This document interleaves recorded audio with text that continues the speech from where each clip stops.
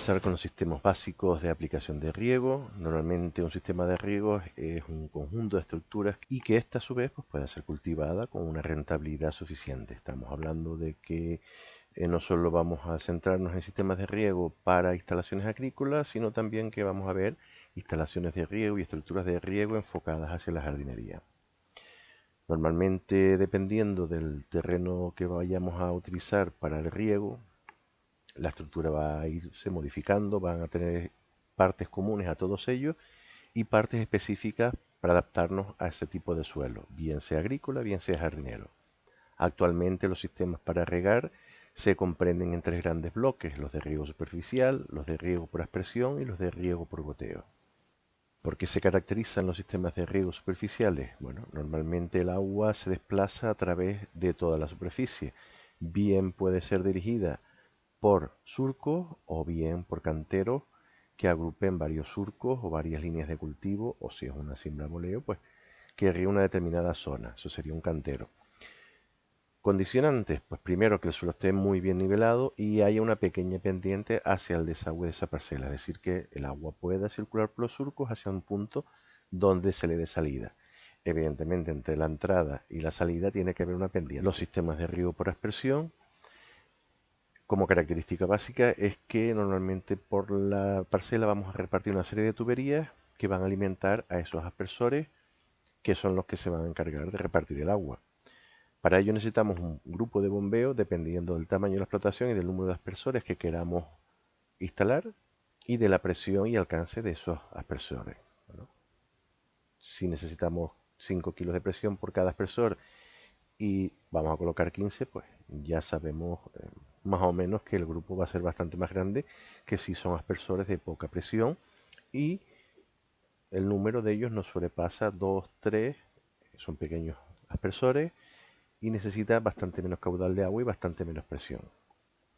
Como norma general, la presión mínima para trabajar en estas instalaciones es de 3 kilos por metro cuadrado a la salida de ese grupo de impulsión. ¿Qué ventajas nos vamos a encontrar al utilizar un riego por aspersión? Primero, que frente al riego por superficie, el ahorro en mano de obra va a ser bastante importante, puesto que una vez que se ponga en marcha ese cabezal de riego, ese sistema de riego, no va a necesitar una atención muy especial. Normalmente a día de hoy todos los cabezales cuentan con un mecanismo de parada automática en caso de avería. Hay programadores que normalmente se activan por electroválvulas. Nosotros podemos utilizar diferentes tipos de automatización en estos riegos, tanto por aspersión como por goteo. Podemos regar sectores, podemos regar por tiempos, podemos regar por cantidad de agua aportada.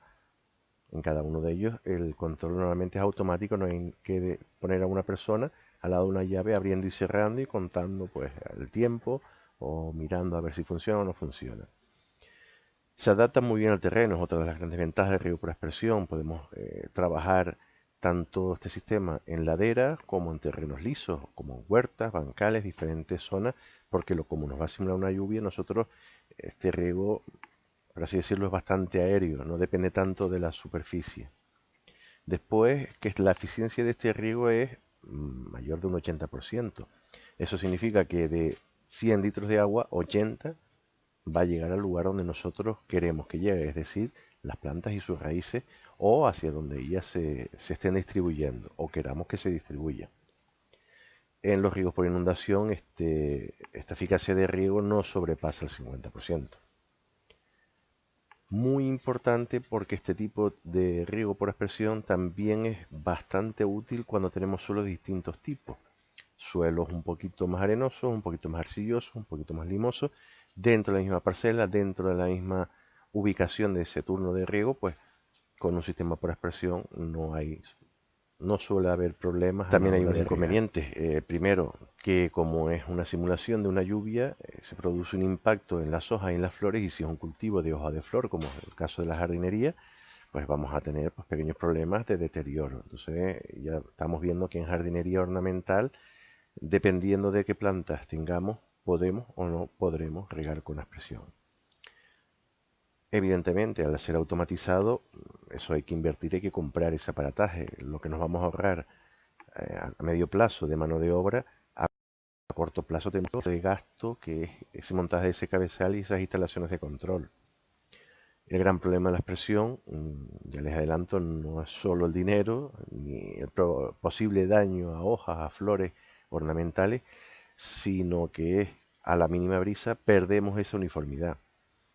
Podemos planificar muy bien nuestra zona de regar, nuestro jardín, nuestro cultivo. No tenemos en cuenta el viento o hemos previsto un riego en un día de viento, un día con brisa, y ya perdemos ese agua. Ese agua va a ir donde no debe de estar. Veremos un poquito más adelante cómo influye esto y el por qué. Porque en ese sistema de riego por aspersión, cuando se diseña, hay que tener muy en cuenta el viento dominante o la presencia de posibles vientos dominantes y su influencia en los cultivos o en los jardines. Otro inconveniente del riego por aspersión es que nos van a aumentar las enfermedades, sobre todo la propagación de los hongos, porque vamos a mojar aéreamente el vegetal.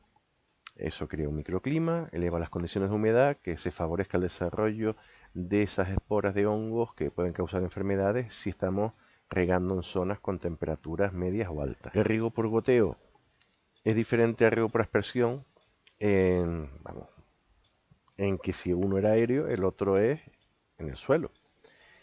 Aquí las tomas, aunque les pongan los apuntes, que se reparten cada 30 centímetros, es muy variable. Podemos encargar o podemos hacer nosotros la instalación de esos goteros a la distancia que nosotros queramos. En el caso de cultivos hortícolas, lo normal es trabajar con separaciones de 30 centímetros, como vemos aquí. Son goteros insertados, goteros integrados, perdón. Podemos insertarle a través de pequeños agujeros y pequeños goteros sobre tubería en estas zonas del medio y cultivar pues otro tipo de vegetal que a nosotros nos interese que tenga un cultivo y una producción vegetal un poco más alargada, más en la altura, o que sea a diferentes ritmos. Según las necesidades que tengamos, pues podemos fijar esa salida de gotero. Aquí lo fundamental es que no hay lluvia, sino una salida del agua gota a gota. Los tiempos de riego son bastante más largos que los de aspersión, pero sí es verdad que trabajamos con muchísima menos presión. Si antes hablamos de 3 kilos por metro cuadrado, aquí estamos hablando de solo 1 kilo.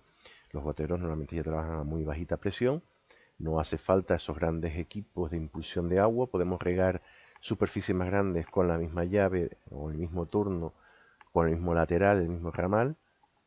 Y lo que sí tenemos que tener en cuenta que esas mangueras suelen tener obturaciones. Los inconvenientes, aparte de esas obturaciones, es que si no trabajamos muy bien y conocemos el funcionamiento de un riego por goteo, en las zonas muy áridas y donde no haya un riesgo, perdón, un riesgo no, un riego de lavado del suelo, vamos a tener acumulaciones de agua alrededor de donde se forme ese bulbo de agua que está suministrándonos cada gotero. Esas obstrucciones que les comentaba, si las aguas son malas, tienen demasiada cal y no hacemos un lavado con ácido cada cierto tiempo, pues al final lo que vamos a tener son los goteros obturados, son pequeños orificios donde va a salir el agua. Si se acumula un gramito de sal, un gramito de carbonato, pues perdemos el gotero y la planta a la que le esté suministrando el agua, pues no se va a regar. Hay un inconveniente, el riego por goteo no protege de helada. Aquí en Canarias heladas, como no tenemos, no sabemos qué riego por aspersión se suele utilizar para protección de heladas. A nosotros regar eh, o simular una lluvia cuando hay riesgo de helada, se eleva la temperatura porque el agua de lluvia cede calor a la atmósfera y no se produce ese hielo en la superficie de las plantas o en el suelo. Eso con el riego por goteo no lo podemos emplear.